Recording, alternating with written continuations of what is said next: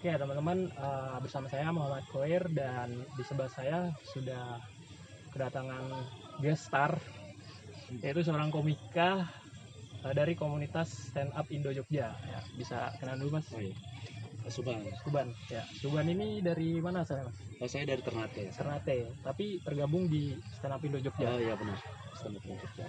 Ya, terima kasih atas waktunya untuk bisa diwawancarai. Mungkin untuk mempersingkat durasi ya, kita langsung aja.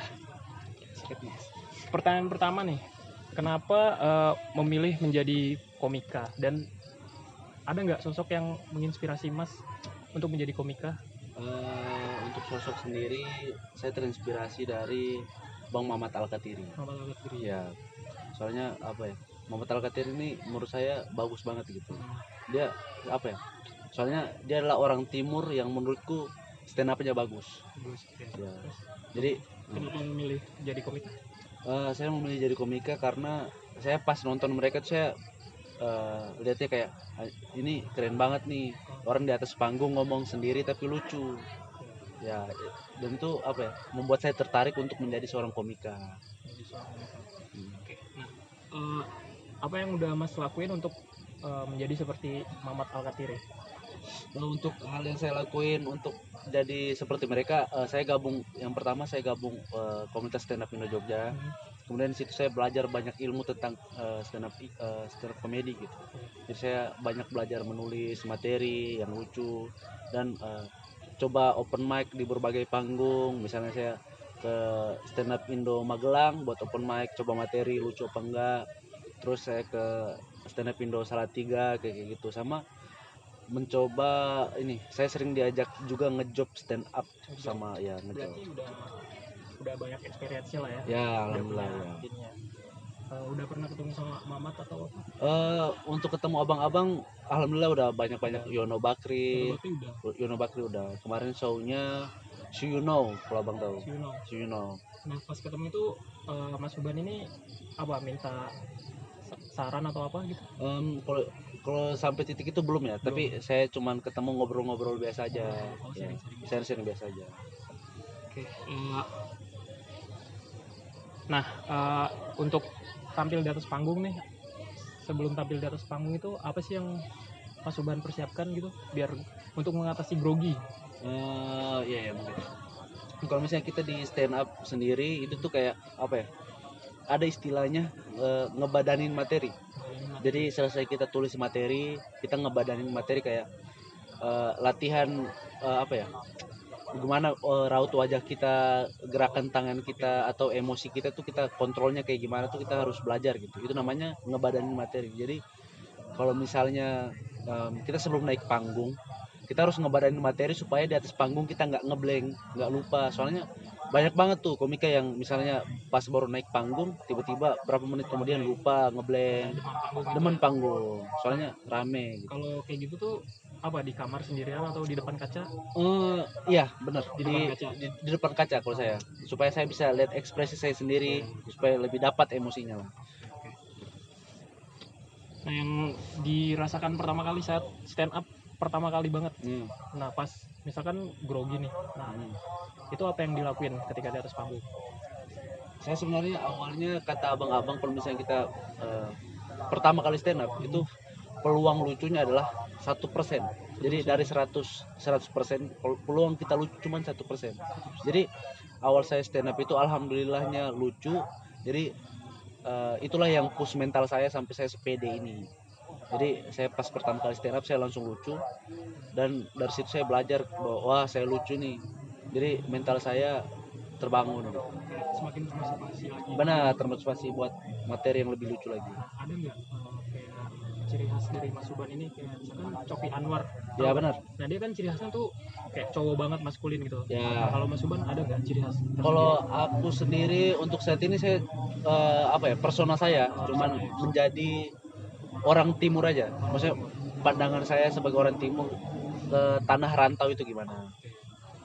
Jadi kalau nulis materi lebih banyak tentang rantau atau apa? Kalau saya apa ya, lebih pengalaman diri sendiri kalau saya. Ya kayak cerita-cerita lucu tentang diri kita sendiri gitu. Nah, kalau misalkan lagi nulis materi ini pernah ngestak nggak sih? Wah itu sering. Sering. Ya. Nah, itu biasanya apa yang dilakuin? Kalau misalnya saya ngestak kayak gitu biasanya kan kayak, wah saya udah tulis materi segini, bingung mau lariin lucunya kemana nih. Nah itu saya biasanya apa ya, berhenti sejenak terus mikir-mikir dulu, kalau nggak nonton video stand up abang-abang supaya makin referensi ya lagi referensinya gitu. benar, banyak referensi buat nyari punchline yang lucu. Kalau nulis materi gitu biasanya berapa lama? Itu biasanya kalau misalnya aku biasanya 1-2 hari doang. 1-2 hari doang, paling cepat. Paling cepat. Kalau paling lama? Aku sebenarnya nulis materi nggak paling lama. Kalau misalnya buat materi 5 menit itu kan nggak segampang yang ya udah 5 menit doang kita tulis materi lucu nih. Nggak segampang itu. Jadi harus berhari-hari kita tulis materinya, terus kita hari Selasa acara komunitas itu kayak sharing materi, kita sharing dulu sama abang-abang kayak bagian ini lucu nggak ya, terus disaranin sampai ke oh ini lebih lucu nih. Nah, kayak gitu. Ada mentornya gitu. Ya ada tahap-tahapannya buat jadi materi utuh gitu. Berarti kalau setelah materi udah selesai ditulis itu dites dulu, ditampil di depan teman-teman komika atau gimana? Atau minta saran apa nih yang kurang dari materi saya gitu? Kalau misalnya untuk mencoba materinya itu nama acaranya open mic. Open mic. Ya, jadi kalau misalnya kita stand up Indo Jogja itu ada acara di setiap hari Selasa itu sharing materi. Iya, kayak tadi saya bilang. Jadi materi yang mau dibawain di atas panggung. benar. Jadi kita tulis materi ke sharing, kemudian di Jumat malam itu ada acara open mic di salah satu kafe di Jogja. Benar. Untuk nggak ini apa? Nggak dibawain di depan temen gitu nggak? Enggak. Langsung dibawain ke penonton langsung, penonton umum. Nah, biasanya dalam satu materi itu bisa dibawain berapa kali? Kalau misalnya materinya udah lucu ya, itu misalnya materinya udah lucu, terserah kita mau bawain materinya berapa kali, tapi kalau misalnya materi lucu ya tetap lucu aja di panggung manapun udah pasti lucu. Pernah nggak materinya itu udah pernah dibawain, tapi mau dibawain lagi, diimprove lagi gitu, pernah nggak? Pernah, sering. Ya. Sering. Tergantung suasana suasana panggung. Nah, pernah nggak sih kalau pas lagi stand up tuh respon dari audiensnya tuh nggak sesuai sama harapan kita gitu? Kayak yang ketawa sedikit gitu. Nah itu kan pasti mental kita kayak kalau sadar akan hal itu jadi ngedon kan. Benar. Nah itu gimana cara ngatasinya? Untuk cara ngatasinya apa ya? Mungkin kita improve aja di atas panggung. Soalnya saya juga kalau misalnya stand up sering riffing penonton. Jadi bisa tunjuk nih kakak dari mana? Jawaban yang paling ngeselin adalah saya dari tadi. Nah itu tuh. Oh jadi kayak berinteraksi sama penonton. Ya penontonnya nggak support. Berarti itu cara yang lebih sering dilakukan sama Mas Uban. Ya benar. Ya mungkin itu aja sih yang bisa saya sampaikan. Mungkin dari Mas Uban sendiri ada saran buat teman-teman yang mau jadi komika? Untuk saya saran saya sendiri, kalau misalnya kalian tertarik untuk menjadi komika, pengen stand up terus mau masuk komunitas yang ada di Jogja, masuk saya di komunitas stand up Indo Jogja. Instagramnya adalah standupindo_jgj. Nah, lulusan stand up Indo Jogja itu siapa aja ya? Untuk lulusannya sendiri banyak banget. Ifzi Hoir, ada Benedictivity, Mamat Alkatiri, Benedion bahkan. Benedion dari Jogja. Benedion dari Jogja. Coki Anwar. Agak lain. Yang ini siapa? Kalau yang openingnya, perkenalkan nama saya Benny, biasa dipanggil Benny. Iya. Nah, itu dari Jogja. Dari Jogja. Iya. Dia jadi ini film ya sekarang ya? Iya. Bahkan kemarin saya itu nonton filmnya bersama dia sendiri. Oh iya, sama dia? Iya. Sebelahan? Iya.